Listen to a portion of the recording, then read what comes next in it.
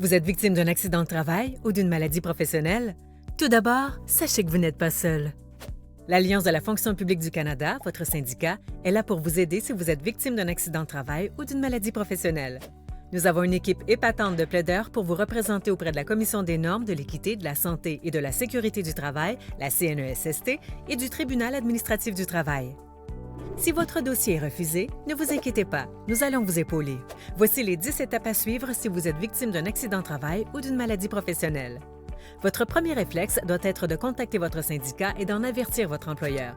Plus vous attendez avant d'en aviser votre employeur, plus il devient difficile de prouver qu'il y a eu lésion, surtout s'il n'y a pas de témoin. N'oubliez pas de remplir le registre des accidents de votre employeur. Cela vous permet de consigner de façon précise les faits et d'y inscrire le nom de témoin s'il y a lieu. Allez consulter. Ça va passer, je ne vais pas consulter pour ça et je n'ai pas envie d'attendre à la clinique sont des excuses qui nuisent à votre dossier. Sachez que plus vous attendez avant de voir un médecin, plus il sera difficile de faire reconnaître votre lésion professionnelle. Ne quittez pas le bureau de votre médecin sans attestation médicale CNESST. Une fois l'attestation en main, contactez votre section locale pour obtenir de l'aide dans les démarches. Vous devez remettre cette attestation à l'employeur et remplir la réclamation du travailleur. Attention! 2 variantes pour cette 5e étape.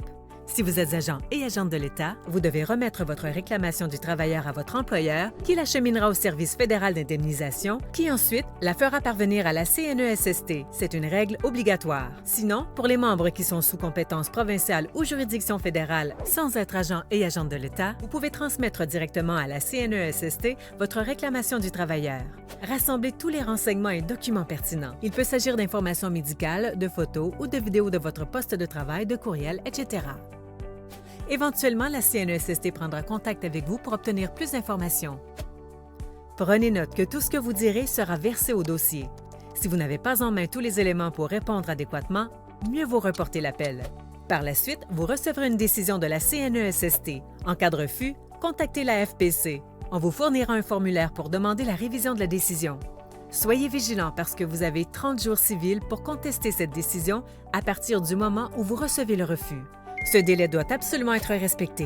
Cette étape s'appelle la révision administrative. Avant de rendre sa nouvelle décision, l'agent de la CNESST prendra contact avec vous ou avec un représentant ou une représentante de l'AFPC si vous lui avez transmis votre dossier. Si votre réclamation est de nouveau rejetée, vous devez remplir une contestation en ligne sur le site tat.gouv.qc.ca. Les délais de rigueur sont de 45 jours civils à la suite de la réception de la nouvelle décision. À tout moment du processus, n'hésitez pas à vous tourner vers votre section locale ou votre conseillère ou conseiller syndical de l'AFPC pour obtenir de l'aide.